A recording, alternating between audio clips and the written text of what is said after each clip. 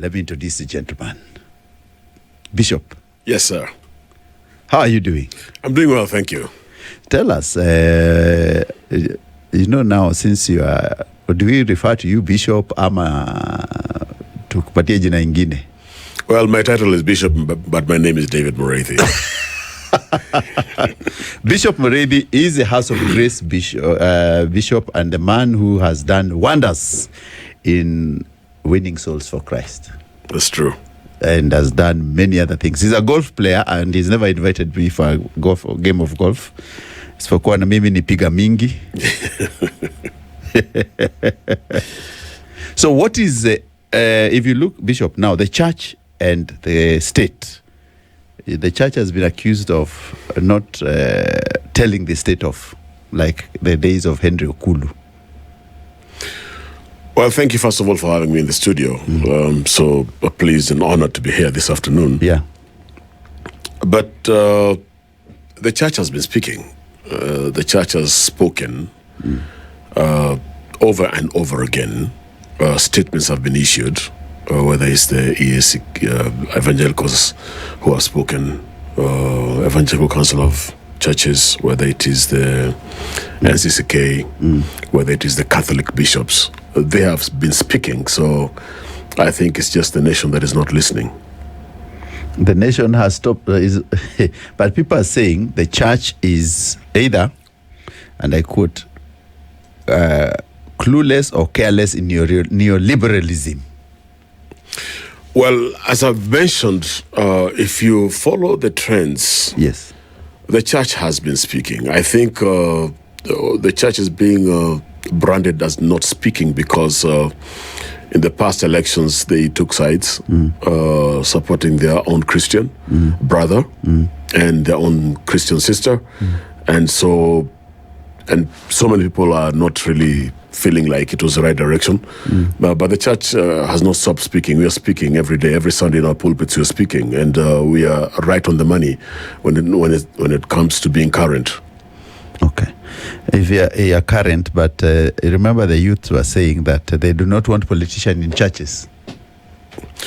I do agree with the youth because pulpits are being misused and abused by the politicians. And of course, in the next 2 years, when politics is going to be really on a high, we expect them again to visit the pulpits to try and come and convince the voters to vote for them and use that platform, which I think is the wrong approach. Yes.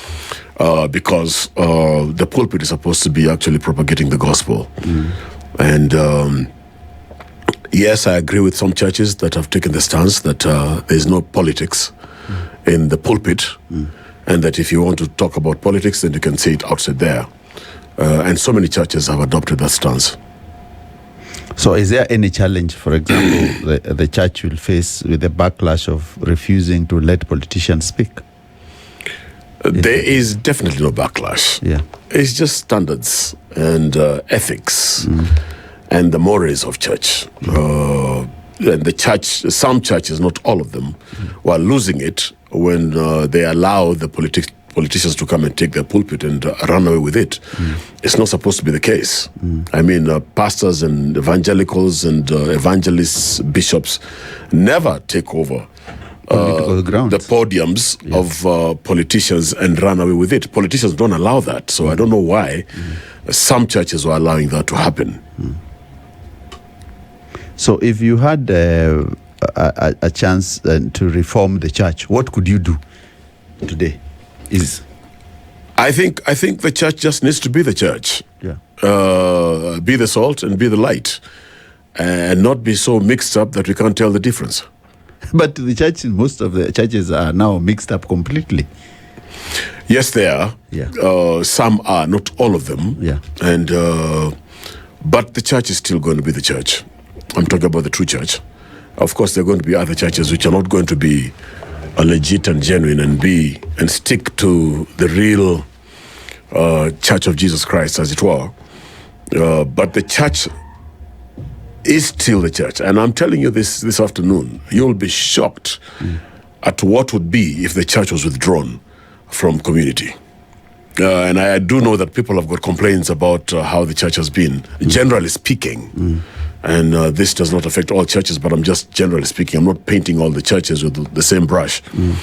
But if you're to remove the church for a minute, in the world, you will be shocked at what hell would happen. Yeah? Yes. The church is the church, and the church actually acts as a salt. The salt gives taste to the food, but salt was not just used for taste. Salt was used for preservation in the olden days. And the church is still the salt and the light of the world. Where there is darkness. So there's a big role that the church plays in conserving this society or communities that we live in. But how do we deal with certain elements in the church, for example, who do not present the clear picture? Exactly like the churches, some churches, some people sell water, others sell everything. And it's a business. Well, I would liken it to any profession, really. In every profession, even doctors, you have got quacks. Engineers, you have got quacks. Architects, you have got quacks. We have people who build houses in the name of engineers, and the houses collapse and people die. Yes. So in every profession, you do have pockets of quacks who will come and infiltrate in their own way. I was even shocked that at one time we had a pilot who was actually a quack. So these things do happen, and we only have to do our best to remain real and to remain legit for those who really have a true calling.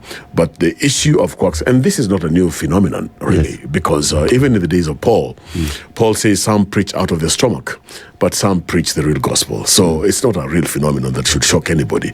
And there will still be those who will preach out of their stomachs and those who will preach because of the call of God in their lives.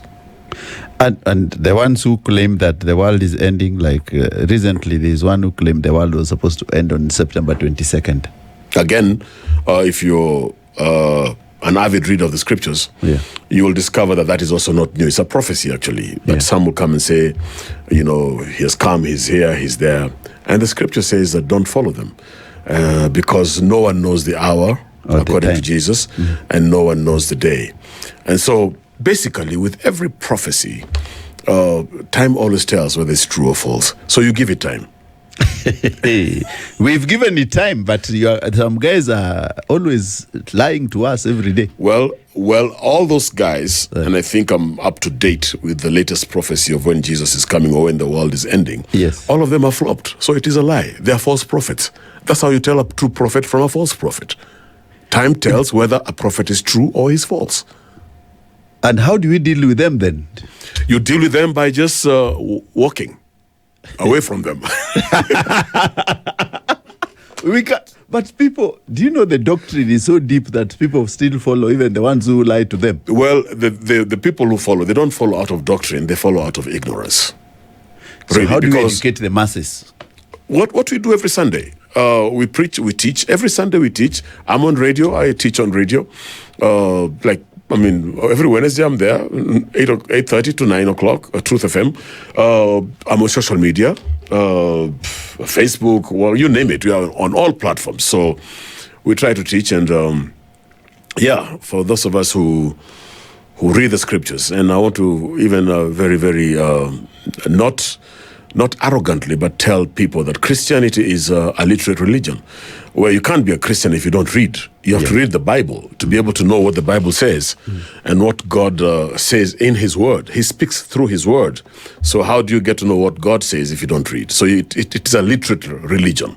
That's why actually even reading is very important, and even going to school and getting to know just how to read. So A-E-I-O-U.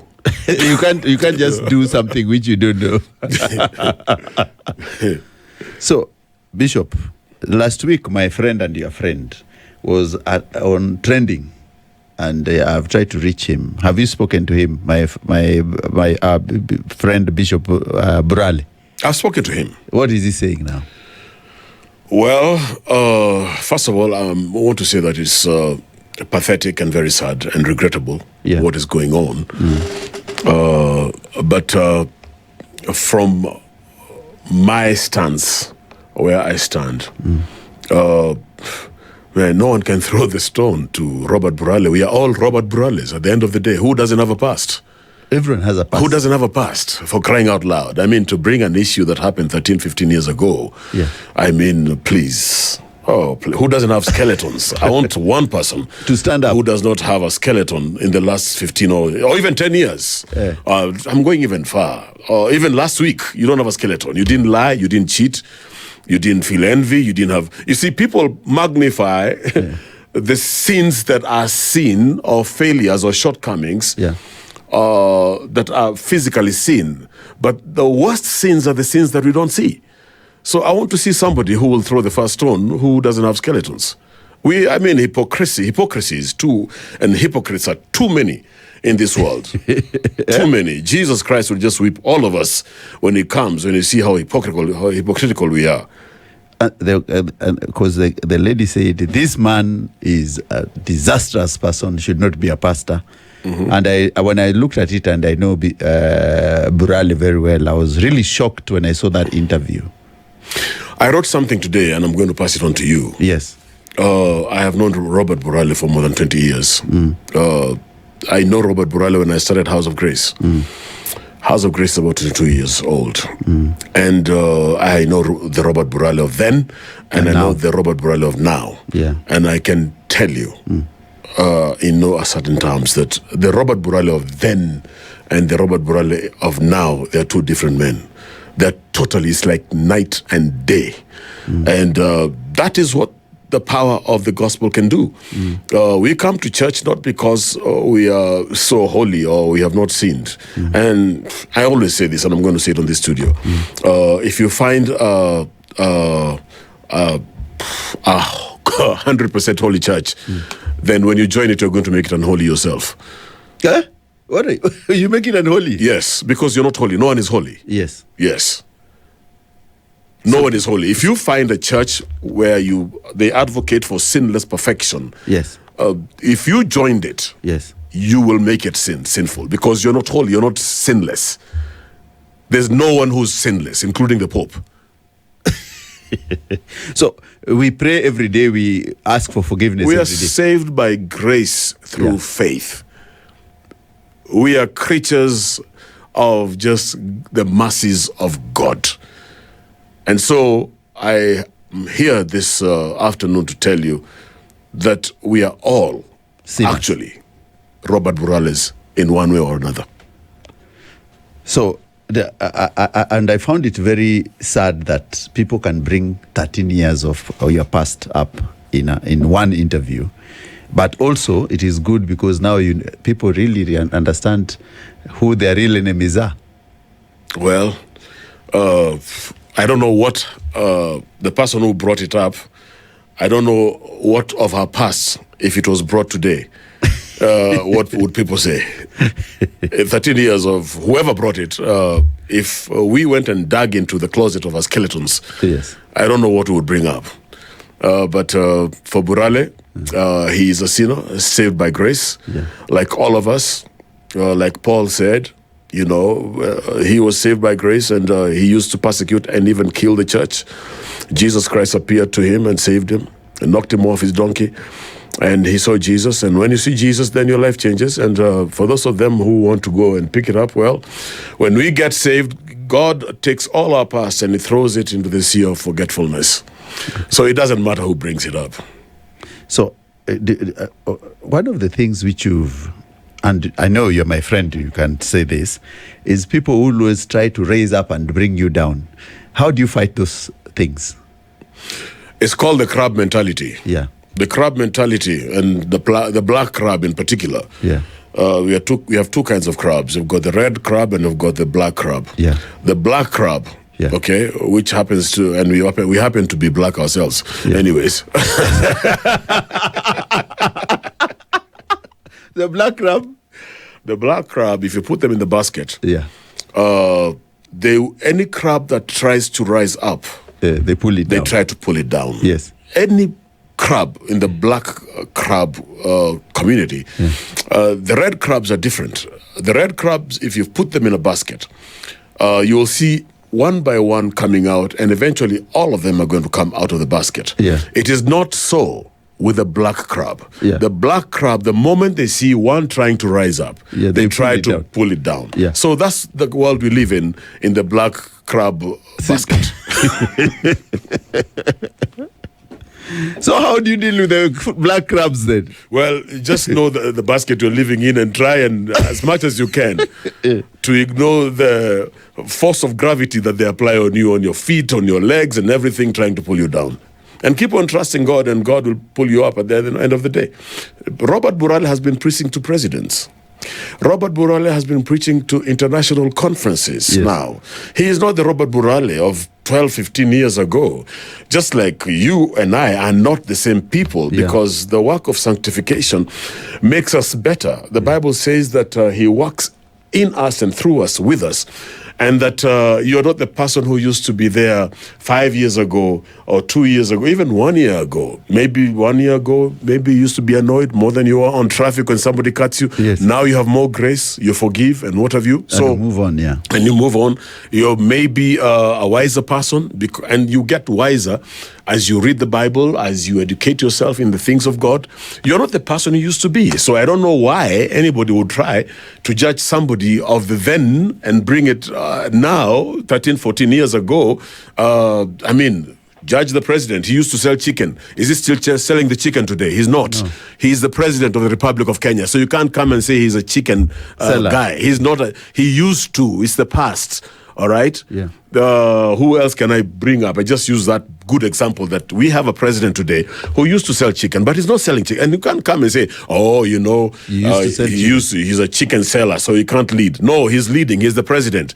He went to university, passed. He's been elected by people who believe in him and trusted him. And so he's the president of the Republic of Kenya. You don't judge him as a chicken seller. You judge him as a president.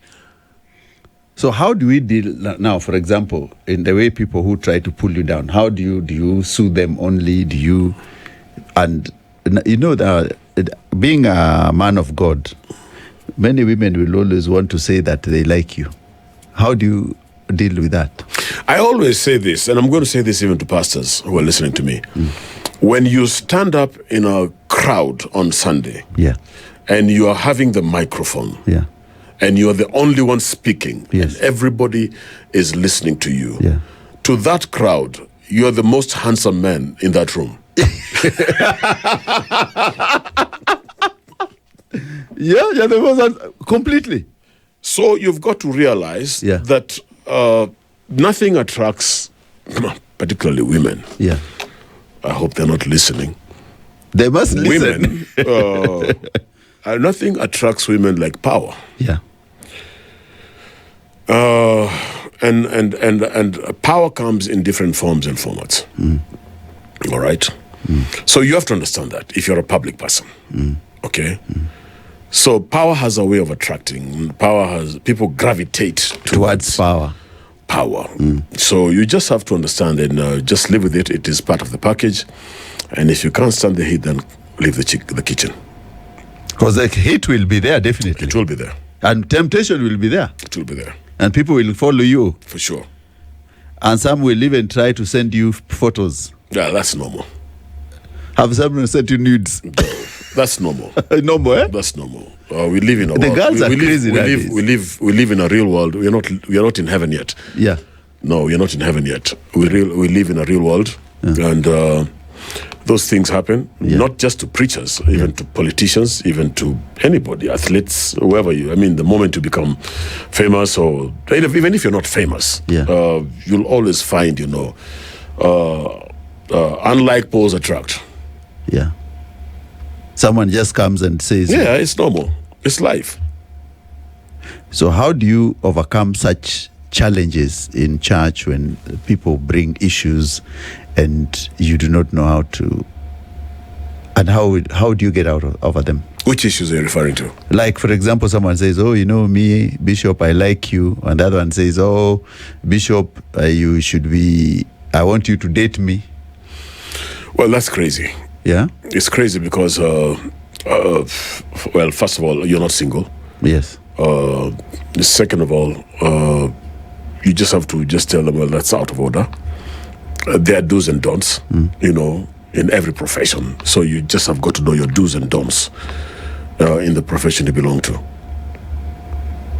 So we are saying that these things are there, but people must stand firm and tall and with the truth. These things are there, man. I mean, this is a real world, man. I go to the malls like you do. Yes. I go to the parks like you do. I eat ugali like you do.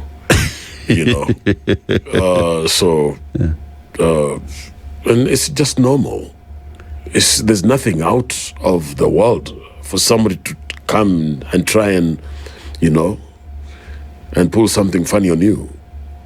Nothing abnormal. It's normal. That the people will always try something. People always. If you don't believe me, just talk even to the very old people. Yeah.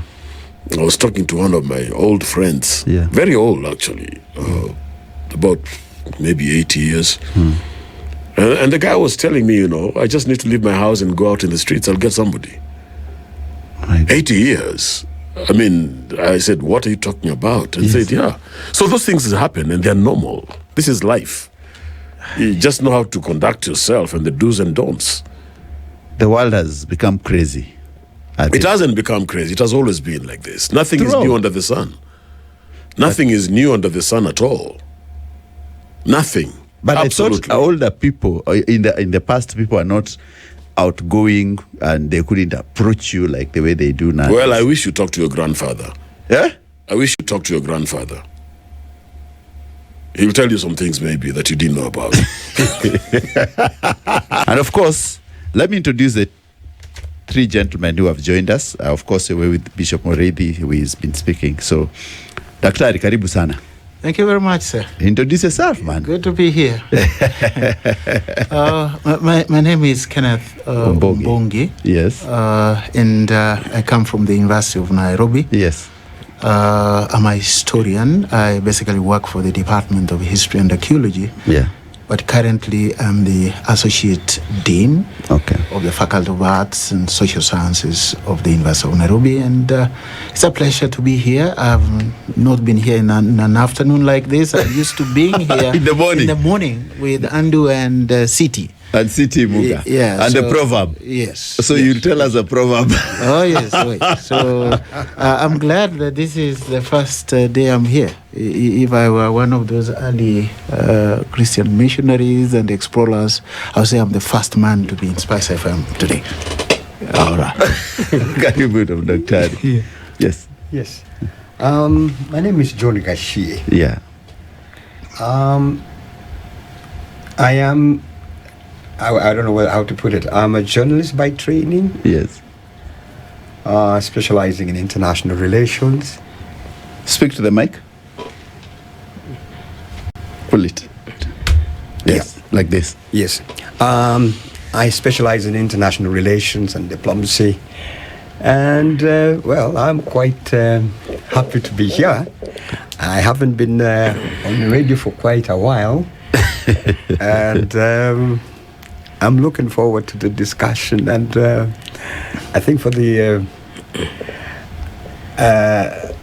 Daktari on the other side, I think I'm looking forward to hearing his views and take on what is going on around the region and Africa in particular. And I'm also perhaps very keen to hear what the bishop on the other side has on a take around so many other issues around how we live. Bishop will tell us a lot. Yes. Bishop is a good man of God. Karibu sana Bwana Gachie, and of course, my colleague. Yes, I'm your colleague, and of course, I work under you. You're my boss. My name is Alex Kiarie, from the Standard, where we are right now. So, gentlemen, it seems it's a meeting of gentlemen. This afternoon conversation is about gentlemen. And we were discussing about the church. And I know historians have a lot about the church. And I was saying that the church today seems to have fallen from ile akina Njoya. To correct the government, and Bishop has told me that they are speaking, and they've been speaking broadly and proudly to the government and to the powers. So, Bishop, you still say that you will keep speaking to the powers and speak correctly. Correct. Yeah. We have been speaking. I mean, it's not a secret. Yeah. The Catholic Church has spoken, given statements. The Anglican Church has spoken. Churches have been speaking. We are speaking on television, social media, our pulpits. So I think we are not really, it's not fair to say the church has not been speaking because we have been speaking. Daktari, Yes, sir. you're a historian, and Yes, you are telling us that the bishop has said the church has been speaking. And how do we help South Sudan with the church? No, first, there are two dimensions to your question. One is about the church speaking, and of course, the other one is about the church in South Sudan. Let me begin with the first one. Yeah. There is a way in which historically the church, over the years, speaks about the ills of society. It's a way in which the church becomes the voice of the voiceless, as it were, through critical phases of, critical junctures in the history of whether you're talking about Kenya and many other countries in the continent.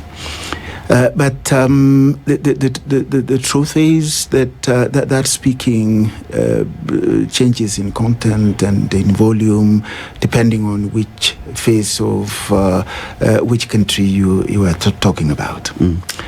If I may look at the church in Kenya generally, and then I'm applying the concept of church across both Catholic and Protestant denominations in the country. If you look at from the transition to independence, you find that the church was speaking in two ways. This group that was very strong and pro the nationalist movement in this country that could ultimately see the emergence of a new young nation that we today call Kenya. But also within the same church, there were voices that were clearly, in certain ways, a spiritual wing of imperialism, really, pro-establishment, working with the Africans, very closely to create fairly subservient subjects of the British Empire, if you may look at it that way. Mm. Now, fast forward, you find that with much of the Kenyatta and Moi administration, you find that the church predominantly became the conscience of the country. In fact, at the time of a single party system, quote unquote, the official opposition in the country was the church. They stood very firm. He's talked about the Catholic bishops. If you remember the days of Bishop Ndingi Mwananzeki in Nakuru, the only voice that will talk against displacement and inhuman treatment of people in homes and lands that they were not considered theirs.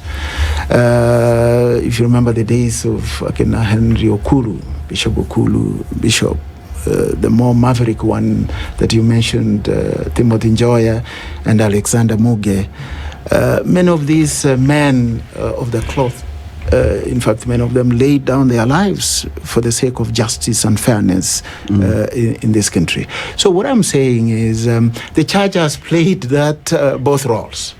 Really, of being pro-Southern forces aimed at, alienation, domination, and control, and also from the other side, become the voice of the voiceless through generations. And you see that dualism in the church, over the years. So to be fair to them, they have played both roles. They have the both portrait, but the most important thing is that they have come up and spoken quite loudly in situations of unfairness, injustice, mistreatment, and political harassment. That is when they become the conscience of the nation. Of the nation. Let's shift it a bit to South Sudan. Gachie. Yeah. Well, I would say that South Sudan is in many ways a very disappointing. What is happening right now in South Sudan and what has happened since they got independence is that indeed nothing, for lack of a better term, seems to be working in South Sudan. And indeed that goes to the larger Sudan in itself.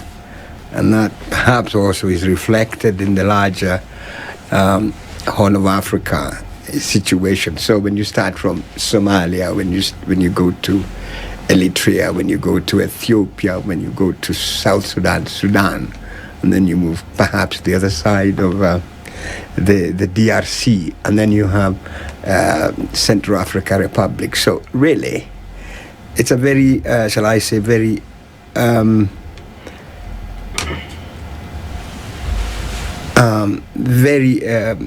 a turmoil, shall I say, societal issues, violence, and perhaps the most important for me and disappointing is a lack of leadership in all those areas, and specifically more South Sudan and Sudan. And I needed to make this, to elaborate a little further, that in anything that you're going to talk about South Sudan, remember its origin or its tentacles and reach goes beyond South Sudan. It goes to Sudan. It goes to Uganda. It goes to Kenya. And it goes to Ethiopia. But they are all intertwined and they are all interrelated. And the circumstances, political, social, cultural, economic, and even religious, for lack of a better term, they are all interlinked. And there's also a fallout in all this. So in South Sudan is a very depressing situation, as it were, right now. We are all waiting and praying that it doesn't really spiral even further out of control. Already it is. It's in what we call a frozen state in which you do not know what, which, who, when, where, what's going to happen to South Sudan in the next 1 week, in the next 2 years, in the next 1 month. When you say you don't know what will happen to South Sudan, yes. There's always been a peace accord which is here in Mombasa Road. Is it Panari or where do they have that peace process going on every year? I see the generals of South Sudan there. Are you trying to say, and maybe Daktari, that this thing would never work? You see, there are two ways you can look at that situation. The first one is the overly pessimistic view that my colleague has given. The other one will be some level of optimism in the midst of that pessimistic approach.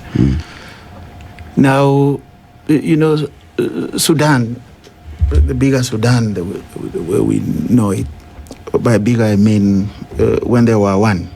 This is Sudan, this vast Sudan, this vast land where the desert meets the Nile, has been historically a theater of many happenings, a crucible of cultures, paradox of what Africa really is, sometimes peaceful, sometimes chaotic. The combination of all those forces is what gives us what we call Sudan today. But I could be much more optimistic that as a historian, if you look at things over time, you realize that there is something that can be done, or is not lost.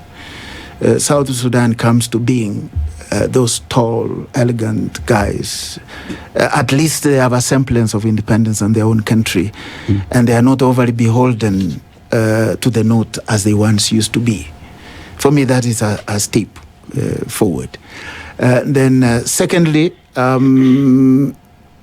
what is happening in South Sudan is not out of the ordinary of what has happened in many African countries in the first decade of independence. Just look at it, from Nigeria to Ghana, to even Kenya itself. In fact, an American political scientist, Emmanuel Wallenstein, said many years back that the first decade of independence is characterized by, on one side, chaos, on the other side, semblance of peace and a mixture of the two. And any country in Africa that survives that first decade of independence, it will enjoy relative peace, in subsequent decades. Kenya is one of such examples. So Sudan is not going through something that is out of the ordinary of what many African countries went through in the first 10 years when they were free. Ethnic polarization. Look at our own Kenya. Look at Nigeria, the divide between the north and the south. The struggle among elites for the control of the power and the resources of the country. That's not very odd. Which culminated in the 2013 civil strife, the conflicts between the two key personalities in South Sudan, Machar and Salva Kiir. And from there we have seen subsequent efforts in trying to restore some semblance of peace in this great land of South Sudan. So there is hope. That's simply what I'm saying. I will want to approach it from an overly optimistic point of view, just to complement the pessimistic view that my colleague has. But there's something. There's a statement I always say. Yes. That the Nilotic people are very chaotic. I would rather not even go there, because I think now that you'll be getting into what we call profiling. Yeah, I think profiling. And I'm not so sure that your profiling is whether it's based on scientific or but wherever the Nilotics are, there's always the two borders, and I take it. I would be hesitant to get into that. The same could be said of the Bantu speaking. No, the Bantus are very docile. Not necessarily. If I tell you the exploits of the Zulu speaking and the Ngoni speaking people of Eastern Africa, you'll probably change your mind on that. Oh, the Bantus? Yes. I mean, I think Nilotic people are very... the risk of profiling a group of people is much higher if we went with that statement, but it does not stand a simple historical scrutiny. Invariably, I would say this, and I think I'm a little hesitant and I'm a little cautious now. Yeah. That when we get into the area of saying that the Nilotes are very chaotic. They are not. It is not the Nilotes who are in Rwanda. Precisely. Those are Bantu speakers. It's not the Nilotes who are in Congo. Yes. So let's not run into the risk of profiling a group. All right. And I would rather. I'm a little. If I may just jump in a bit. Yes. And I think it is a problem that we can actually resolve, because the issue of the birth of that country itself should be a moment of pride as a country for us, because I think you have watched that documentary that we just produced recently, Charles, about the birth of this nation, and the success of that in itself gives us hope as a nation in the region, we as Kenyans, that is. If we could just put our house in order, of course, we can be able to actually assist this nation that we founded, or we birthed, we assisted. And these two gentlemen you're seeing here actually are the ones that I worked with. I interviewed them. There is one who is missing, It's called Lazaro Sumbeyu. He's the Lieutenant General who was the lead negotiator in that peace process that gave birth to this. But I do concur with John. And actually, when our video editor was watching this video, by the way, John, he thought that you were traumatized by the experiences you had in that country, the violence that preceded the formation of the country. And the fact that this country actually is existing is all thanks to us as Kenyans, because it is a nation that we actually helped to nurture and to grow to what it is right now. So I feel like the best way to understand and maybe resolve the issues that are afflicting this nation is to understand the historical justifications behind them. And the people are better placed. I think, Charles, maybe if you just listen to John here, I don't know, is it true that you are traumatized by that? And what are actually some of the worst experiences that you saw beyond what was described in that documentary? Because it actually left my stomach churning. Yes. I don't know. It was quite chaotic, and it was resolved. So there's hope. I would say this. When you come head on, right, it's not an academic exercise. You know what I'm trying to say? When you come in head on after a bomb raid and a market has been destroyed and you are there and a hospital has been attacked and patients are being rushed out because there are bombs falling, it's not an academic exercise, right?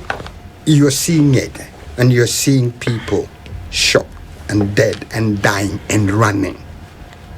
Now, is that the first time I've seen it? No, not necessarily. I saw it many times. Did it traumatize you? I would say I got very emotional about it, because when I remember is the pain that you see. And I'll perhaps try to give you a good example, or rather the way I would want to summarize it. Sudan, whichever one you want to look at. There are 4 men, right? Now just want to give you an example. 4 male or 4 female. One is a grandfather, a father, his son, and his great grandson. I'm talking about 4 generations. That is, you're talking about 75 years. The only thing that they have in common is that they've gone through violence, extreme violence. From 1955 to 2025, the thing that is constant for these 4 is violence. Is violence. So you're telling us if... and I'm trying, what am I trying to say? The level, what caused that violence, how they survived it, what they do, the thing that is common is that when they meet and when they talk about how did you manage, how did you survive, and now what I'm saying, was I traumatized? Possibly. But I am saying is that until and unless the issues that led and continue to lead to that violence, and the violence in South Sudan or in Sudan is not the ethnic clashes you talk about here. It's not. The nearest that you could see is in Somalia. And I've been to Somalia. I've been to Iran. I've been to Afghanistan, but I'm talking about the extent and the intensity and the spread of it.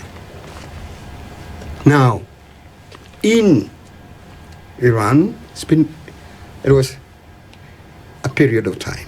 In Somalia, it's been there for the last 30 years, until when I was cutting my teeth in journalism. Somalia is what you've seen. It kind of fluctuates here and there. in South Sudan started in 1955. There was a respite rebate in 65? 1972. Yeah, when Joseph Lagu joined. Joseph Lagu joined in 1962. Yes, but the respite.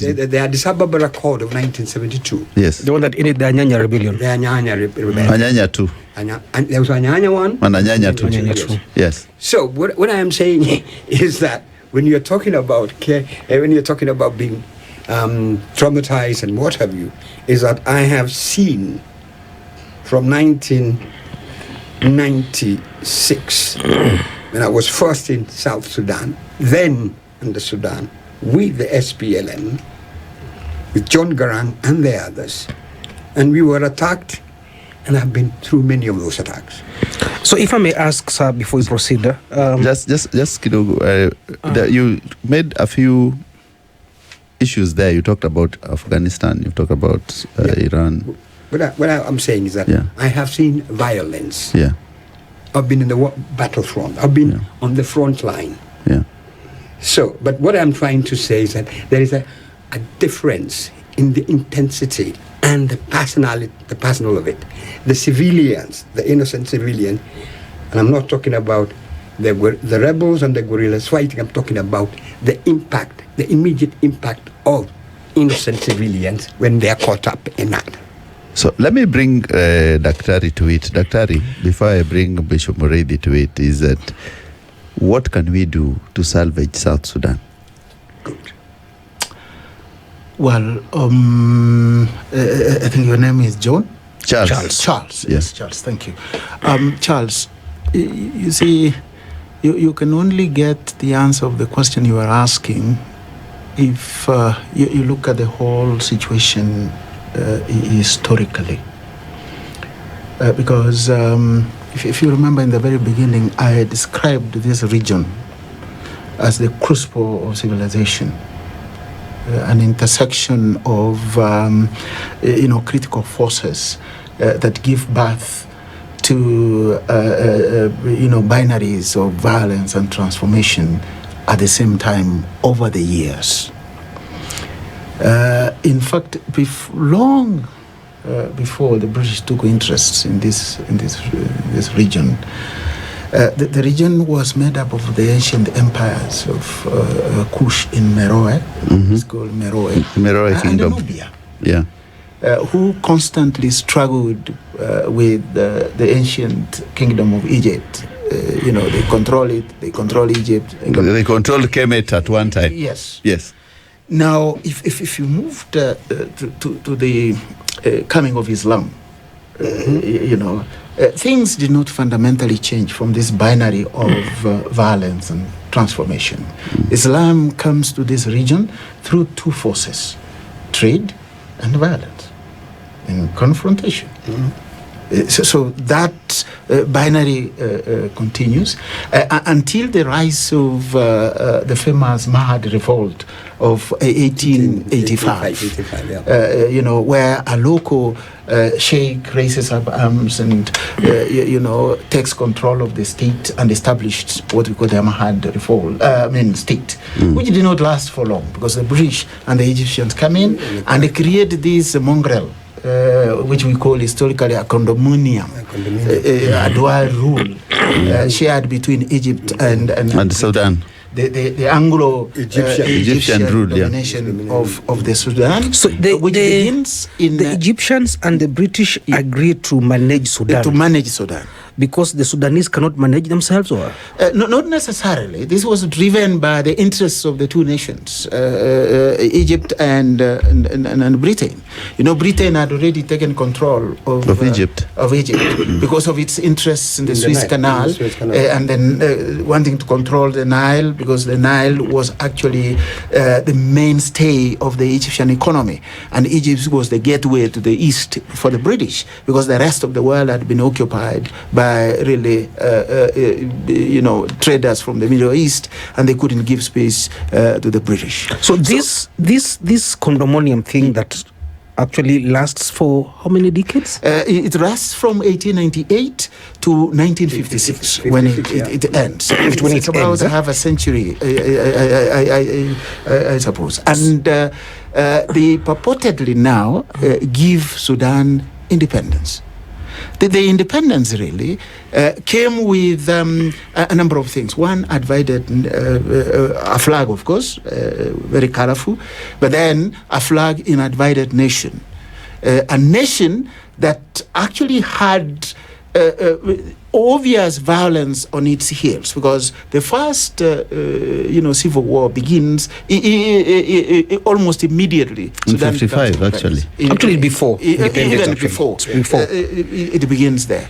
So it runs all the way to 2000 and 19 when the Anyanya to end and the sign agreements, and then now SPLM comes in under Garang, which runs for a long time, actually for about at some point we could say the Sudanese civil war was the longest civil war in the world. And the deadliest, I had the privilege of supervising my first MA after I just come back to the country with a Cambridge PhD. My first MA I supervised was actually on Sudan.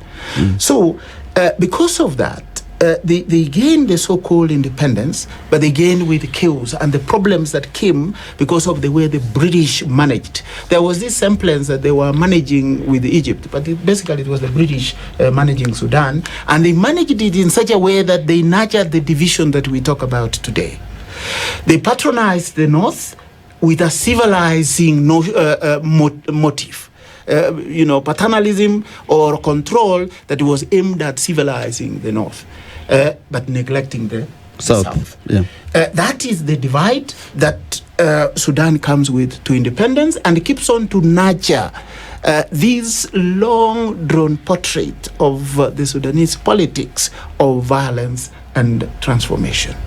And that has not fundamentally changed. Even when the South was able to secede from the North, that motif actually continues. How best do we then solve that? The best way is, and history bears as testimony on that, is people have to talk. Because they have talked over the years. But they've been talking, Dr. They have been talking, they experience a semblance of peace, and then it is very quickly replaced by violence, in tandem with that portrait that I give, which is very historical but touches in the time. The characteristics of the Sudanese history, colonialism, divisions, external pressure, those are the three key factors that affect situations in Sudan, and they will continue to affect. So, to get out of this situation, then, you need to find a way to neo-colonial tendencies that find their way to Sudan. Because neo-colonialism is real. The internal divisions is real. Are real. And the external pressure, the interests of the big brothers in the international arena, they play in this. So finding a solution that will balance the three will give us some semblance of peace. So if I may ask, before Charles comes in, these deep-seated issues that had been unresolved for almost, if not over a century, running into the independence of the country in 1955? Is it 56? Actually, it's 55 when the conflict began. The Anyanya one. And the British ran out very quickly, so that they will not be caught. They leave it. And they hand over a country in chaos. And now, of course, as they continue having these conflicts between the North and the South, the North itself is in turmoil. Of course, we had coups before that, and Ali Mahdi, the then Prime Minister, was one of the most chaotic leaders, if you really ask me. These are the things that now Kenya comes in and tries to resolve. And I think it wasn't very easy for Lieutenant General Sumbeyu. It must, actually, speaking to him, he really went through a lot. And I think the fact that Kenya was trusted to resolve this must really have been a moment of I think, is it desperation or is it like for lack of a better choice, maybe the fact that only Kenya was available? These issues definitely had to impact on the country's post-independence history, come what may. But I think you can just imagine what Sumbe was dealing with and how tough it was. And especially dealing with this guy who took over power in 1989, very difficult guy that John Gachie described in a very interesting terms. I don't know. he had a character somewhere. Alex, Kenya did not have a choice in midwifing the birth of South Sudan. In 1993, when we get into this conflict through IGAD, the country was chairing IGAD, and in 1993 they are asked to mediate, between the warring parties in the north and south of Sudan. We didn't have a choice. We are dealing with a conflict that had gone on between 1983 up to 1993, when active efforts are being made. 2 million people had lost their lives. Millions had been displaced. And those millions ended up here in Kenya, in Uganda, and a few to Ethiopia, yes. But we bore the brunt of Sudanese refugees here, in Kakuma, in our towns. Up to now, we still have Sudanese family here in Kayole, in Kawangware, and the rest. In fact, just 2 years back, I supervised a student who wrote an MA thesis on the evolving relations among the different Sudanese social groups in the eastlands of Nairobi. It's very complex. It's very, very, very complex. It's very complex. So Kenya became a host of a sea of humanity from South Sudan. Kakuma camp in Kenya's northwest, became a strong dynamic where rebels were organizing to attack Sudan. So Kenya had to intervene. And at the time, the then president had no choice than to fall to the hands of a soldier to do that.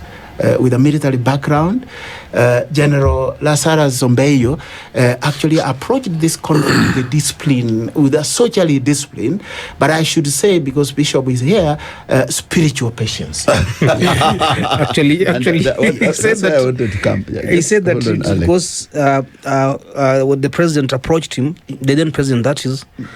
He told him that, I know you are a good Christian, and that's why I'm bestowing you with this responsibility. And you could see that patience yes. in this great soldier of this republic. And for once, he forgot that he was a man of the sword.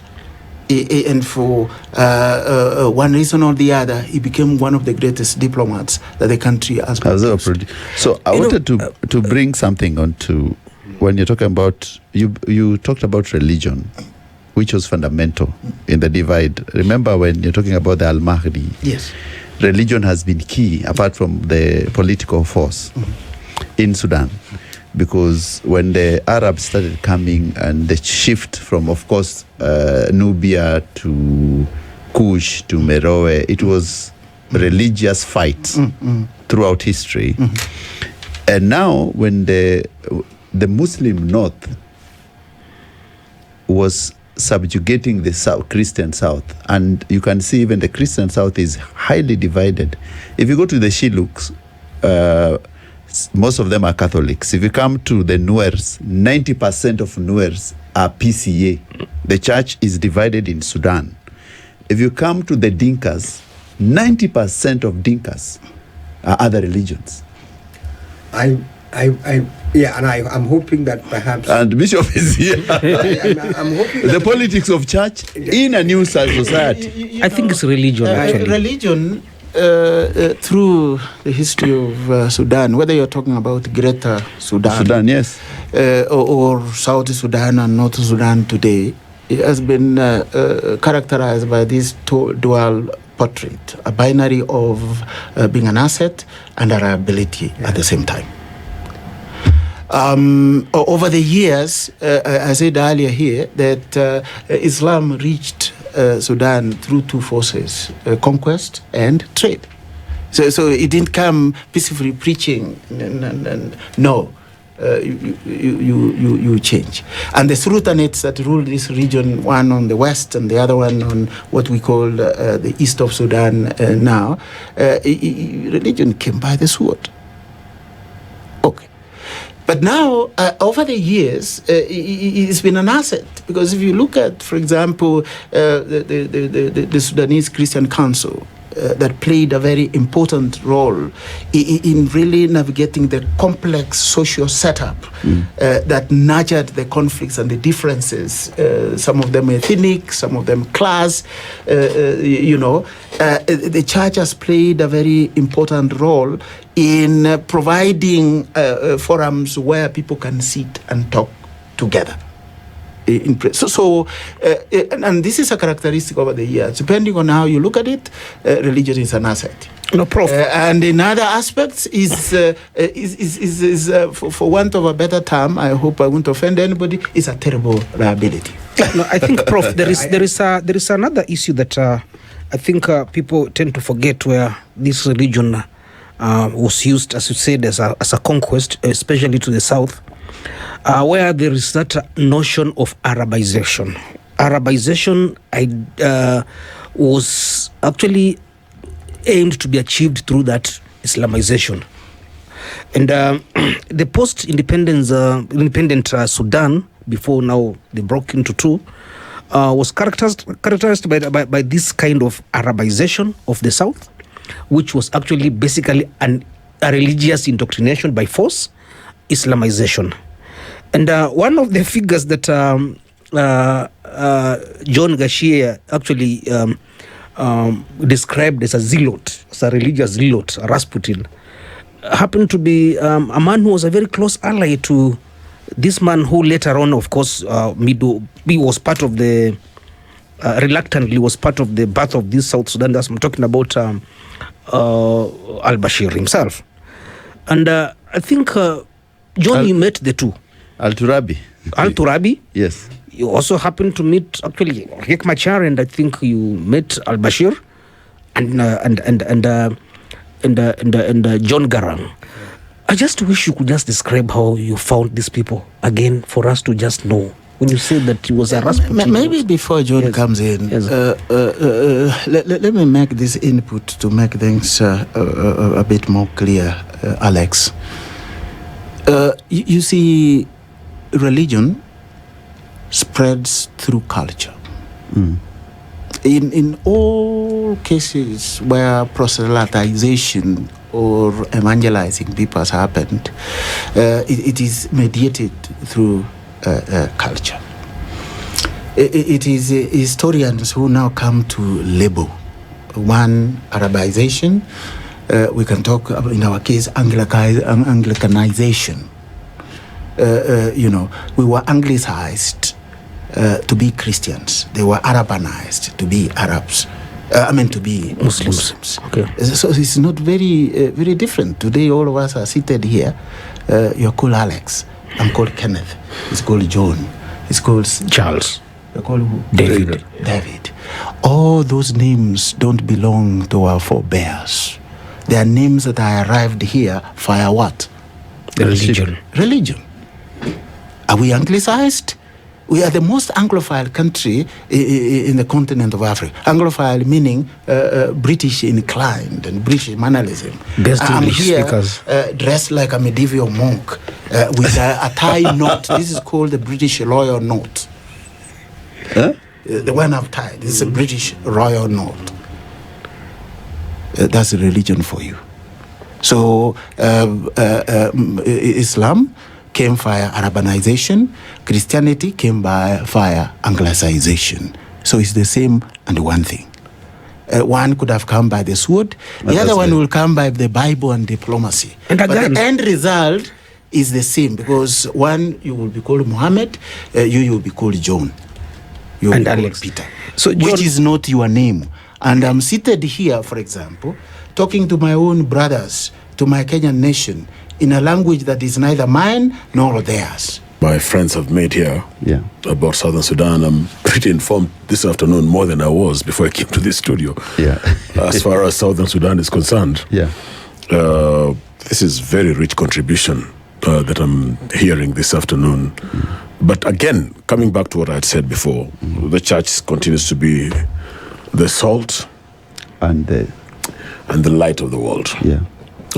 Saying the salt may not mean a lot to a lot of people, but then when you just get to know what salt does, when Jesus Christ was saying the church is the salt, he was talking about a preservative. Salt does preserve. In those days, they didn't have refrigerators like we do today. So salt does preserve, and then also salt does give taste. So the church is the preserver of communities and societies, and it also gives the taste that society really needs. And the light of the world, where there's darkness and light cannot coexist. And so the church is the agent for those two very, very important ingredients that we need. So when you look at the South Sudan issue, is there any hope? Definitely there is hope. Dr. has taught me to answer questions in two ways this afternoon.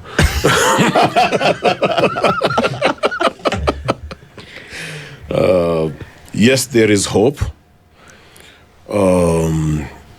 We are the hope of the world. Yes, there is that sad commentary that we heard from our friend Gachie. But then, as Dr. says, there's also the brighter side where we have to be optimistic that the first steps have been taken already. Independence has been gained. Structures are being put in place. Where there was no country, we have a country. Yes, we do have a hope for Southern Sudan. And locally, let me bring you to, Alex was talking about Kenya birthing South Sudan, which is true, but also he talked about a general who is a true Christian who helped birth it. Do you think that the church in Kenya still has a major role to play in South Sudan if there's an opportunity to expand into those territories? There is a very strong church constituency right now in Southern Sudan. We can partner with our fellow Christians in Southern Sudan. One of my lecturers in seminary was a Sudanese. His name was Dr. Dow. Dr. Dow is currently the leader of the charismatic Pentecostal movement in Southern Sudan. I know General Simbeo Pascal is a good friend of mine. And as has been said this afternoon, yes, he superintended over the conversations and mediated between the factions with a lot of patience. More than the gun. Spiritual patience. He's a very spiritual man anyway, so I think that is a proper definition of exactly what happened and transpired. Yes, we partner together, collaborate with the strong church that is now coming up in Southern Sudan and our brothers in Kenya. There is the principle in Scripture of one another. And I think we can apply that principle. The Bible talks about bearing with one another's burdens, encouraging one another, praying for one another. So the one another principle that we find in Scripture applies when it comes to Southern Sudan situation. So, and I want to bring Gachie. Gachie, you are telling us about the composition of the South Sudanese people, and you're saying that you graphically expressed. Yes. Maybe you can give us a bit of it? Yes, I would say South Sudan is predominantly Nilotic, right? Yes. And there are three to four, but possibly three major Nilotic groups. Perhaps Dr. here would be able to classify them as what they do academically. But there are the Dinkas, and then the Shiluks, and then of course there is a Nuer. But there are other subgroups that are affiliated, and they all owe their origin or engagement along the Nile and its tributaries, right? And there are the other minority, or I wouldn't call it minority, but smaller groups. There are, of course, non-Nilotic. Azande. The Azande. Yes. The Azande are to the west. Yes. And they are more affiliated to the Bantu people Of Central Africa. of Central Africa. Yeah. And there are the what we call the Equatorians that are around northern Uganda. That is what we call they border Uganda and South Sudan, and they are the same people. I think we call them Equatorians, but they are what we call the.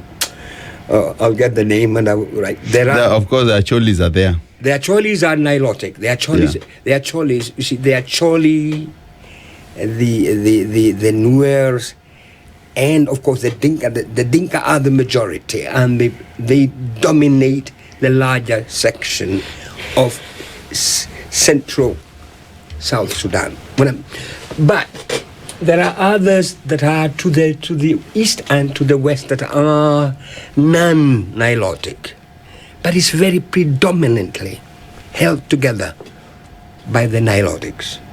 And there are Luos, in actual fact. Be just. There are Luos in southern Sudan, but they are a minority within the larger. For the first time, they are a minority in the Kenyan context. But the Shiluks are Luos. No. They are. Let me explain this. Let me explain. The Shiluks are Luos. Listen. And I'm saying this. I am a little concerned that you're really very good at doing generalization. The Shiluks are not, and they are very particular that they are Nilotic. Yes, they are not. And they cousins in the Kenyan context to the Luos. Yes. Are they cousins to the Anuak? Yes. The Anuak? Yes. Are they cousins to the Dinkas? Yes. Are they cousins to the Nuer? To the Nuer? Yes. But do they? And this is very particular. The Shiluks are very monarchical, royalist, and you do not at any one time conflict the two in South Sudan context. You do that even during the Liberation War. There were issues. Certainly a predominantly Shiluk-led fighter, Dr. Lama Call. Of course. Right? Lama Call was a rival, so to speak, of John Garang. Dr. Yak Mashar is also a Nuer, is an engineer, and the other one was a chemical engineer. And then in South Sudan we call it the fight of the doctors, because there is Lama Call was a chemical engineer. Dr. Yak Mashar, who is the current vice president, who is also facing a case right now of sedition and what have you, is he's a mechanical engineer. And the late Dr. John Garang was an agricultural engineer. And they were all, indeed, just to put it in context, that they had all at one time or rather met at what we call a school in Juba. Okay, so, and they are also, Lama Call is Shiluk. He's affiliated and linked to the royal, I'm using here, the royal Shiluk kingdom. I know, the Pachodo kingdom. Yeah, but that's okay. Riek Machar is from the west, and he's a Nuer. It's not. John Garang, was affiliated to the predominant Dinka Boer, who are rather short in relation to the tall gentleman. Right. Yeah. So in terms of the physical stature, and I would even want to make a joke here, and I think I hope my listeners would be a little careful, that in terms of the male initiation amongst the Dinka, It's a very sensitive, and it also reflects certain issues. And I don't want to go into those on air about who is cut and who was not cut among the Dinka, because it's a very sensitive issue. It's again. very sensitive, yes. Right? So, and I can see the bishop is looking at me and perhaps trying to figure out what am I saying. It's a very loaded statement in South Sudan. And then you're talking about religion, and you're talking about faith. And I am a little hesitant now to talk about religion. I would rather want to go faith. Because the work, the impact of Christianity, and indeed Islam, in the conflict in South Sudan, in Sudan, it has taken a very decidedly very polarizing position. And the first thing during the peace process you guys are talking about was the so-called the Machakos Protocol that put an end to a very particular issue in the then South Sudan constitution, that religion was removed from part of that, because Sudan then used religion, and in particular Islam, and then in the second level, Arabization of that, to portray, engage, justify, and seek and get support from the what I would call Islamists, extremists in the Gulf for funding, for finance, for weapons. And that's why we are talking about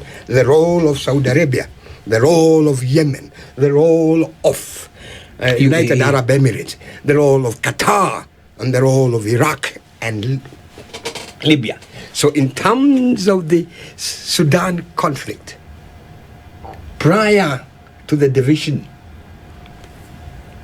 even during the so-called what Kenneth was talking about, the Anglo-Egyptian condominium, the role of the Arabs, supposedly that they have a superior culture, religion, and what have you, and that Sudan then, after 1956,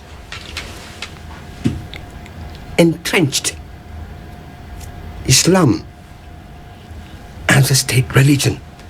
Yes, true. And indeed,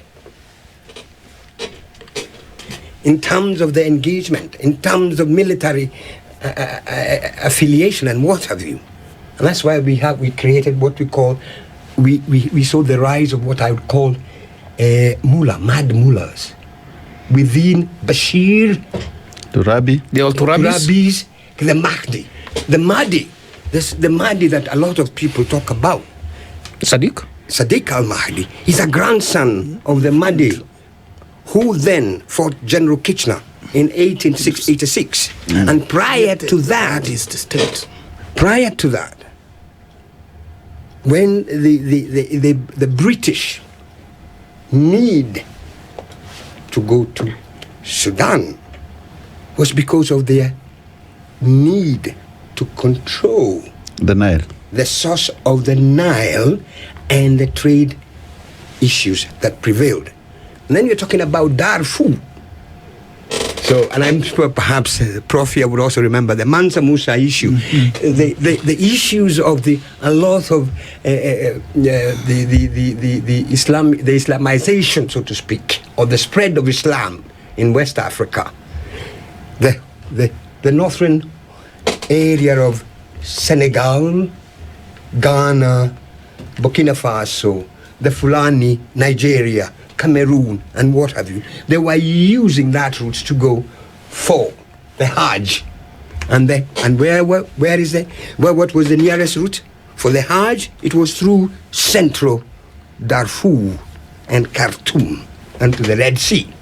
And that is now what we are having now, the peace talks that are going on in South Sudan.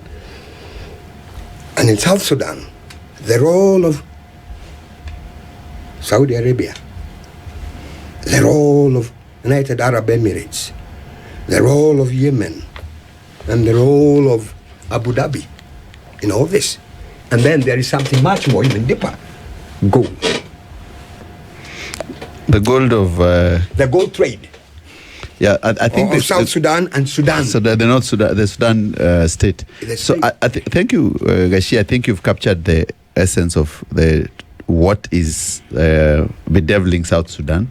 Dr. I want to bring you in and so that we can close the discussion. So what can the steps we need to take forward to make this thing a reality on the ground and the peace to persist? Yeah, very quickly, before I talk about the steps, let me say what John was saying about the system that exploited the differences in South Sudan.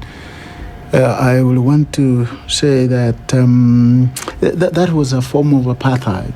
Precisely. Not by race, but by region and religion. And it was clothed.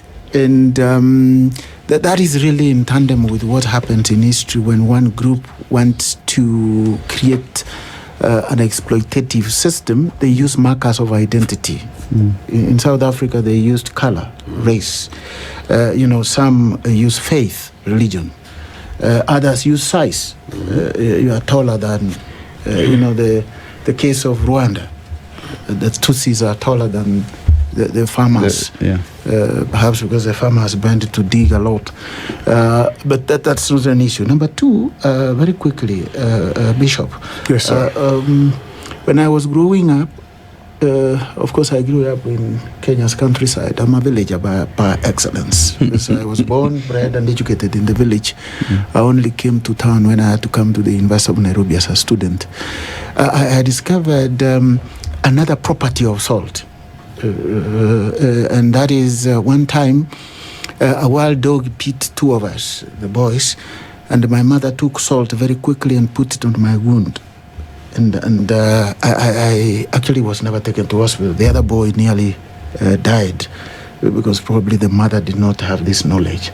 And I discovered that what salt does, it actually pulls water into it and pulls along with the germs that were implanted by the wild dog. Perhaps that is a role that the church can take up. Suck all the bad elements within the social setups in southern Sudan so that they create some level of stability and peace and harmony and coexistence. And thirdly, we lost the legendary historian Professor Bethuel Allan Ugot early this year. Yes. And he spent all his life writing the history of the Luo. Yes. His spirit could have turned in the grave. When you said he's not Shilluk and not Luo. When John said that I'm shocked even. Perhaps I'll refer you to his book, the famous history of the Southern Luo. The Southern Luo, yeah. Which we will need to have a look at. And then next time we will have a chance to I would like discuss. to make a correction, Dr. I was not making an academic or a scientific thing. No. I was only trying to make it that within the South Sudan, within the normal engagement and political exigencies and realities, the Shiluks, that I know, even Dr. Duok, you know him. Yes. The author and what have you. He's a good friend of mine. Okay. What I'm trying to say, and Lama called, what I am trying to say, if there is something, they could be, genetically, they could be, historically, they could be, even anthropologically, perhaps affiliated or related, or be part of the Luo. But the Shiluks are very particular in saying they are Shiluk. The only Luo, and there is a Luo, and I'm trying to tell you this because I have been in Malakal. I have had an opportunity of trying to tell a Shiluk that he is a Luo, and he almost beat me up because he said, we know the Luos, we are Shiluk. The Shiluk kingdom. So I agree with the prof, and that's why I was saying, I'm not doubting that, Daktari. I'm only saying the Shiluk feel fairly. No, royal. You're right. Groups make Groups attempts make- to create and recreate identity. Yes. That's a fact of history. They may want to be moving away from the Luo Luo. Yeah, identity, but historically, they are Luos. They are Luo. Professor Gott analyzed that very, very well in his book, and he did it from a perspective of this Luo hegemonic influence in the Eastern African region from the Bahr el Ghazal region. 1000 AD to now. To now. So that's very interesting. Let me now come to your question much more directly. As I said in the beginning, is that the Sudan, whether you are talking about North or South, just like many other African settings, have this very interesting contradiction when it comes to the stability and peace of their country, their regions, and all that. And this interesting binary is a binary of today violence, tomorrow some peace, and ingredients of transformation of the societies in which we live. And I don't foresee, I'm a historian, and as historians we say we are not prophets, and if we are prophets of the past.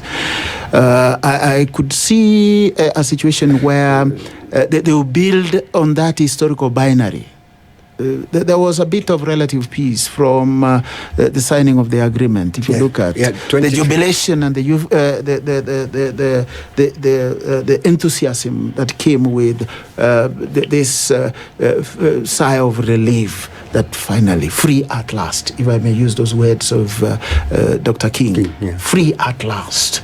That gave them relative peace, from 2005 to 2013. Yes. That was broken on the altar of, I'm very conscious I'm sitting next to a bishop, on the altar of elite interests. Yes. Okay. Now, from there, we have seen subsequent efforts to establish some level of peace. That is what we want to build on, so that the elites who are struggling over the heart and soul of Southern Sudan can be made to realize that the lives of Sudanese and Sudan as a country is bigger than both of them, bigger than Riek Machar, bigger than Salva Kiir, and many others. That's a first step. And also the second one will be efforts towards moderating international interests who are exploiting the differences among the elites for their own benefit. Riek Machar and Salva Kiir need to be made that while they are fighting, they say in Swahili, vita vya baansi ni neema ya nini? Neema ya kunguru. They are imperial kungurus who are taking advantage of their fights, and they need to be made aware so that they put the peace of their people and that great country of South Sudan at the center of their interests. And finally, and this is where religion and education come in. The children of Southern Sudan need to be taught a history that nurtures pride and nationalism and patriotism in their country, so that when the generation of Salva Kiir, Riek Machar leave, we will have a totally different generation. And that is what has helped in some way this country. You see, we have the generation that handed to us this country from the colonialists. They got it. That's the Uhuru generation, the Kenyattas and all the group that came in. They had a different worldview from the generation of the people who were born in Kenya's post-colony. If you look at the generations that have come today, we now call them Gen Zs. I don't know whether they are Gen Zs in the strict sense of the way the Americans understand it. This is a totally different generation. My children, your children, they don't look at things the way we used to look at it when I was growing up in the 80s and the 90s. We used to be told education is the key. My children and their children are saying, if education is the key, and then you guys, you stole it from us. So they are doing other things, So that is probably what we need and wish for South Sudan, that we need to do some kind of social re-engineering through the church and through the education system to get a generation that will go beyond the Riek Macharis, the John Garangs, the Mabior, and also the Salva Kiirs of this world. And therein is the hope of South Sudan. I would say this, and I, having lived and worked in South Sudan for quite a while, and I would say this, that the church, at least the mainstream church in South Sudan, both the Protestants and the Catholics have been at the forefront of preaching for peace. That, I would say, despite and in spite of their contradictions and what have you. So the church in South Sudan has been and continues to be a very positive force in trying to rally to bring the people of South Sudan together. Indeed, that one of the key, I think 3 or 4 of the key political people in South Sudan were affiliated to the Catholic and the Anglican. He's a canon, whatever. They are and the Archbishop of Juba, both the Catholic and the Protestant. In that sense, I don't know whether I would call them CP, economical. I think you call them. They are. The church in South Sudan has been doing that. The issue is that it has to do that also in relation to the past issue about Christian vis-a-vis Muslim divide that was used as a tool to wage the then war from Khartoum side. When I was talking about the mad mullahs and what have you, the Turabis and what have you, because we were coming in through the eye of Islamization. And it also had the Arabization concept of it. So the church has been, I would say that. Yeah. And the last step, Charles, is which I strongly feel should happen. I think Kenya should find a way of reviving its role in South Sudan in trying to really restore peace, tranquility, and stability using what one could loosely call soft diplomacy. And I will tell you how. Today, there are many young Sudanese students in Kenyan universities. At least I have a privilege of coming from the largest faculty of the University of Nairobi, Faculty of Arts and Social Sciences, with 18,000 students, over 600 members of faculty. On our own, we are actually like all public universities, private universities combined in terms of student numbers and members of staff. And therein, we have a very large number of Sudanese students. A number of them were born and bred in Nairobi. They don't know the Somali fighting. And when you speak to them, they say, we want to finish our education, go back and rebuild our country so that it can have a semblance of what Kenya is. I was born here. I was bred here. I've had a Kenyan education. I could wish to see this in Sudan. That's one dimension. The second dimension, all the protagonists in the Somalia conflicts have their interests in Nairobi, in form of bank accounts, in form of property, in form of having their children in school here. I can tell you, and I'm sure you know this, that many of them have houses, if not in Lavington, in Karen, if not in Karen, in Nyali, if not, they have all this here. It is to the interest of Kenya to put these people together in one room and say, you either behave or we do the needful. And I'm sure they will have that influence. You remember when the president of South Sudan had a slip of the tongue and said something negative about Kenya. Things changed dramatically. And he said I was misquoted. because the influence, every time I go to Juba, every time I go to Lumbek, and I find all my students there. I've been in hospitality. I ran Kenya Utalii College for 8 years as a CEO. Or every meaningful hospitality institution in South Sudan is actually run by a Kenyan. Every meaningful NGO is actually run by a Kenyan. With that level of influence, it is to our interest to treat South Sudan, and I'm not saying this with any imperialist tendency or dream, to treat South Sudan as the 48th county of Kenya. We have 47 counties. Daktari, let me cut you short, because what you are talking about is what Yoweri Museveni has exactly done, because Yoweri Museveni has sent his troops to Juba. Yeah. So Juba is I don't know what province of Uganda.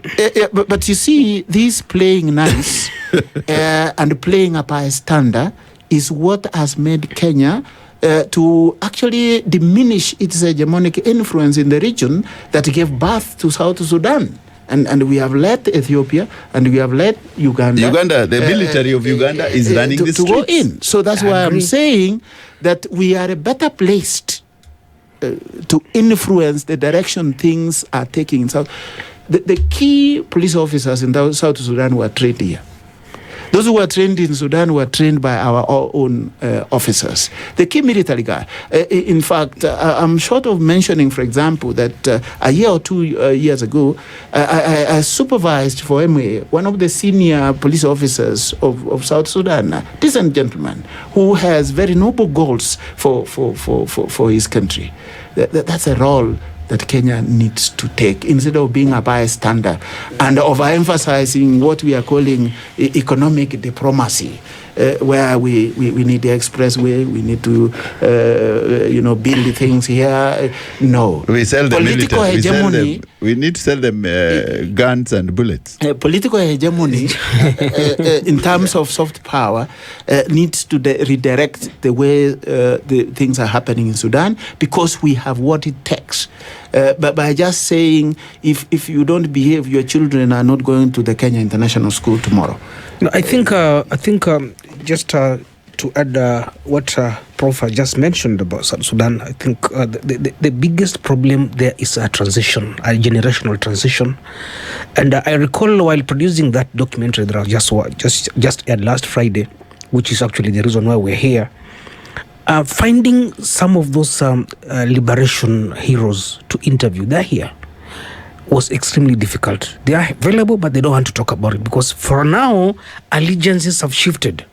They initially were part of SPLA, which fought for the liberation, of course, with the help of Kenya and other regional countries and the UN. But now, after that conflict that happened in 2013 and ended, I think, after around 3 years, so many things have shifted. Rebecca Garang is no longer actually very happy with the current SPLM. She's already shifted towards Riek Machar. And remember what General Sumbeyo mentioned in the docu. Riek Machar has always been a problem. Was a problem even before, even during those negotiations. He went ahead and had a very funny agreement with the Khartoum regime over there in 1997. And actually, John here did have his own understanding of him, and I think he'll talk about it. And for now, things have really shifted, and the problem is not with the Sudanese per se. It is within a generation of liberation fighters who are now struggling to transition and actually refusing to let the younger generation take over, because that country has a lot of elites who are educated in Kenya, trained in Kenya, and as said, even the first civil servants were trained at the Kenya School of Government here in Kenya. But they just refused to let these people work and grow their country. And this can only be done by Kenya, and it's good that Sumbeyo is back there. He was sent as a special envoy by the president, but I do agree that Kenya needs to do more through those soft but of course tough and hard diplomatic pushes, so that these people can realize that actually they do not own South Sudan. It's not their personal property. They need to realize that. Let me say this. Perhaps Daktari, perhaps why Kenya was chosen and why Kenya was effective and why Kenya continues to be acceptable and effective is that of all the neighbors that neighbored Sudan, we maintained our neutrality we never supported either or the other. What we did, we facilitated. We never got engaged. And I will try and explain this. You say something very interesting now, sir. You say that Uganda has a military out there. Yes, of course. Which is true. But even prior to the independence, Museveni and John Garang were buddies. They were active. I'm trying to set the pace for you. So when the then Sudanese government was looking for an honest broker, so to speak, they would have never have had anything to do with Uganda because Uganda was affiliated or supported actively John Garang, the SPLA. Ethiopia, the SPLA is not what it is. Indeed, it had camps during the Mengistu and Ethiopian, right? Yes. Right.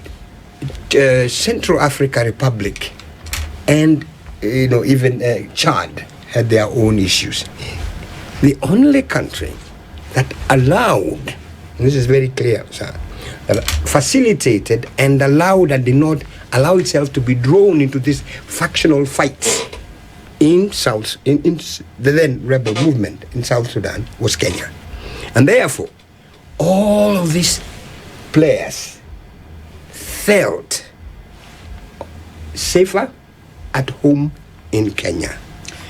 And Kenya was a very, what we call, I won't say a neutral, what do you call it? A neutral, no. It was not an honest broker, but was never seen to be anti-Garang or pro-Riek Machar or pro-Lamakol. But Kenya was pro-South. You know what I'm saying? Kenya was pro the South liberation of the people of South Sudan. And we tried to avoid being identified as being pro John Garang, Riek Machar, and Lamakol. And therefore, when the SPLA split, when the SPLA then split along those areas, the only place that they would come and feel safe, even though they disagreed, and currently, as what you are saying now, all the people who differ with Riek Machar, Salva Kiir, they are here. All the top generals and all the ministers. But not all top generals can go to Kampala. Not all top generals, if they differ, can go to Addis Ababa. But Kenya, now, can Kenya use its position? Has Kenya used it? Yes. But Kenya needs to act even further and push more because Kenya stands to gain much more. If, and I repeat this, if there is a falling out, if violence, wide-scale violence, and what have you, was to return to South Sudan, the country that will suffer most in terms of economic, material, and what have you, is Kenya. Right? Because what has happened? Those people you are talking about, the students, the community, Kenya is South Sudan's main entry. Because even now, the tragedy as we have right now, the oil, the South Sudanese oil is not being exported via the north. And they have learned their lesson because Kenyans had asked them to have a pipeline having an alternative route. You remember the Lapset. You remember the Kibaki Lapset. You remember the oil in Turkana. You remember the development of the road between Lokichogyo and the border. Right? So, the Kenya can and should and must. Now, I'm saying this. Kenya can, should, and must get engaged very seriously in what is happening in South Sudan because the consequences of us failing to would threaten and will continue to threaten our internal security, and we stand the best gain. I think you've captured it. Yeah. Let me add something, and this is something people hardly talk about. Part of the reason why Kenya was quite intimately involved in South Sudan is idiosyncratic. As a bit of an academic concept. You're bringing the historical philosophy. The guy who started this initiative of peace for the Sudan was President Moi. And he picks one of his most trusted lieutenants and gives him this assignment and tells him, deliver this. Historically, Moi is a Nilot. And all Nilots trace their descent to Sudan. Beyond the politics, beyond the diplomacy, I want to strongly believe that Moi was interested for peace in Sudan because he could easily see these guys as my brothers, my cousins, not the political cousins of Kenya. No. But he had this personal it's part of the Ateker of wanting to see my brothers and sisters, peaceful. And if you see the man he picked stature-wise, physical build, when they were in a room with John de Mabiol Garang and Dr. Riek Machar, there's some semblance. In fact, if I walked in that room, I'll be more of a foreigner than the three of them. Yeah, actually, he says it because they are brothers. That whenever he travels at the airport, traveling out of the country, yes, the guys at the airport usually tell him, "You're going back home." You're going back home. South Sudan. South Sudanese, he says it. There is a way in which President Moi's interest was to bring peace back home. Yeah. In a way. It could be hypothetical for now, but somebody needs to study that idiosyncratic interest that Moi had in the Sudan. I mentioned that in a program here again in the morning, why the other day when President Luto picked on Raila to be some kind of peace envoy. And I said Raila will easily be accepted in many corridors in South Sudan than Kenneth Ombongi will be, stature-wise and skin color-wise and, accent-wise. They are one and the same. It's the same, the coin of this, the same coin on different parts. The same side of the coin. Of the coin. Yes. He's home. He's home. He's talking to his people. It's only that the colonial boundaries put one group in Kenya and some others in Uganda and some others in Congo. But the Nilotic speaking people are one. They're one, and they have this interest of seeing each other through those filial eyes. Filial means people who have same blood relationship. Filial eyes. So Moi was actually bringing peace home. I think you captured it very well because, let me tell Mr. Gachie, my friend, I'm writing a book. You should read my book on the Luos. Oh, okay. I certainly will, and I will try, but just to clarify what Professor was saying, yes, my book is an academic book on history. All right, okay. And I retrace the Luo roots from Nyikango, the leader of the Shiluk, who was a brother to Dimo, the brother of the Luos, and Gilo, the brother of Anyuak. They are brothers, same mother, same father. Everything and the migration of Luos southwards. So Luos is a large. In fact, even the Dinkas partially, most of those Dinkas you call Bor Dinkas are mainly Luos. I know. They are Luos. I know. Sudan is the aboriginal home of Luos, and these are the tribes who come in. It's like the way you are taught here in Kenya about the Dorobos and all that. The Luos are the Dorobos of South Sudan. Exactly. I accept that. I accept that, and having been out there and stayed with them, and I would say this, and I still want to repeat that if there is a country, if there is a people, if there is a system, if there is an economy, that must, and I repeat this, must take advantage, because it's so natural that the South Sudanese, regardless of our differences, they need Kenya and they love Kenya.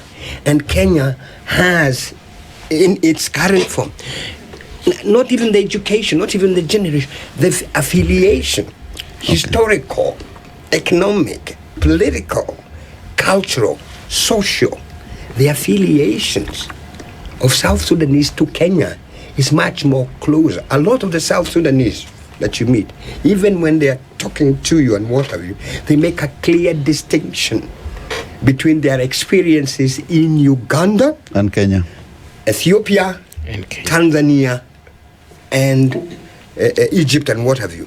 In Kenya, they feel at home. They really do. And I think that the most integrated refugee community in the country. Precisely. Yeah. So, gentlemen, we are out of time. Yes. Definitely. I'm checking at my work clock there, and I can see we are totally out of time. It has been a pleasure of hosting you on the South Sudan issue. And Dr. thank you very much for coming, and Mr. Gachie and Alex. And we've discussed very deep issues. And of course, I was with Bishop Muriithi. We were discussing spiritual matters as well. And Bishop is my friend for many years. When my mother passed on, Bishop was there with me throughout. Okay. Yeah, so he's a man I hugely respect and is a brother to me. So I thank you guys for coming for Spice Drive. It's a show that we unpack very many issues every day. Okay. We were discussing South Sudan, and we've had a pleasant and a very good discussion. So I think because of time, we would like to close the discussion. But last words for what do you think we can do, and what is there hope for South Sudan, and that hope, what can be taken forward so that we can conclude our discussion. It has been a very interesting afternoon indeed, where we've mixed religion and geopolitics. Professor. Thank you, Charles, for this opportunity. As my parting shot, let me say two things. One, it's Professor Ali Mazrui who used to say that there are two ways of looking at the African continent. You can either choose to be an Afro-pessimist or Afro-optimist. When it comes to Africa and many of its countries, including the Sudan or South Sudan, I choose deliberately to be an Afro-optimist. Number two, thank you very much. I think this is being pioneered by this SpiceFM. Yeah. I'm not used to SpiceFM in the afternoon. I'm normally used to CT and do in the morning. Yes. I've been here a couple of times. Yeah. But I've also realized that you spice up things in the afternoon. Thank you very much. You know. Yeah. But beyond that, I wanted to appreciate that you always give me an opportunity to take the class away from the classroom. Because for far too long, and in so many ways, people have, misunderstood those of us who are in the academy. They think we are abstract, we are removed from reality, and we exist up there in the ivory tower. But an opportunity like this one gives me a chance to tell the Kenyans and to tell the world that in our classrooms, in our lecture theaters, in our seminars, we talk about real things that affect real people and real humanity. And thank you for giving us a chance to turn your studio into a classroom. Thank you very much. And God bless you. Thank you very much, Dr. Bwana Gachie, your parting shots? Yeah. Thank you very much. I just to say that I'm very privileged to have had, as the professor is talking about, to have a chance to meet Spice in the afternoon. I thought Spice is in the evening or in the morning. But I am also happy that I had a chance to be spiced myself. Yes, I hope I have spiced some people too. But I have been fairly spiced. And did I like the spice? Yeah. Thank you very much. Then I will also say that, you see, Kenya is really, in my view, Kenya loses a lot of its opportunity and chances that it has had in the region. And it's a bit, having been a foreign news editor myself, having followed a lot of other things for a long time, I get the feeling that Kenya has persistently failed to punch above its weight. And that really makes me feel a little sad. So perhaps with the doctor, I might think I'm a more pessimist, is that I've had for all those years, wanted Kenya to really stake its claim in the region and in Africa and in the world, that we have the capacity, the ability, and I think fate in many ways or circumstances favor us. And South Sudan is one point. Regional diplomacy is another integration. And I hope then we can spice Kenya. All right. Thanks, Gachie. Alex? I think it's been a privilege interviewing these two gentlemen, academic giants. For Gachie, his experience as a journalist, and also the Lieutenant General himself. I learned a lot talking to him, and the fact that actually he liked what we did as KTN is an honor that we can always celebrate. And for us as a nation, we might feel like we have not done enough, yes, but out there, just get out of this country, out of these boundaries of this nation, and then realize how we are perceived as a nation. We are a powerhouse in the continent. We might not realize this, but we need also to realize that we have come from a place where we were able to achieve so much diplomatically, militarily, and even in business. I was talking to Dr. Ombongi here the other day, and actually he mentioned that it took a Kenyan to resolve the conflict between Inkatha Freedom Party in South Africa and the ANC. Also such a shock. Washington. Washington Okumu. Yeah. And I accompanied him. And actually that makes it a whole story to be told by KTN and of course SpiceFM. So we will keep on telling this, the milestones of our country, our people. We have so many of them around, and we can only celebrate them by telling their stories. Charles, Alex and John have incited me to add a third thing to the two that I said. Yes. And the third is, and since I'm sitting on the chair where the bishop was, Bishop Muriithi, I'm now sitting, I inherited the chair. I hope I will inherit the blessings. Amen. I'll say that Kenya was a godfather. That's why I'm using the word godfather, because I'm sitting in the bishop's chair. Was a godfather of South Sudan. Yeah. It should not be allowed now to play a marginal role in a table that it helped to set up. Okay.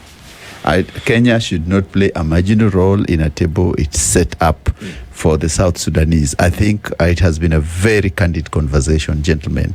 I really appreciate the depth and the knowledge and the breadth of our discussions, which has moved into historical issues as well as resolving spiritual, religious, and of course the big thing is geopolitics. And it has been wonderful to have that depth of knowledge around the table to discuss these issues.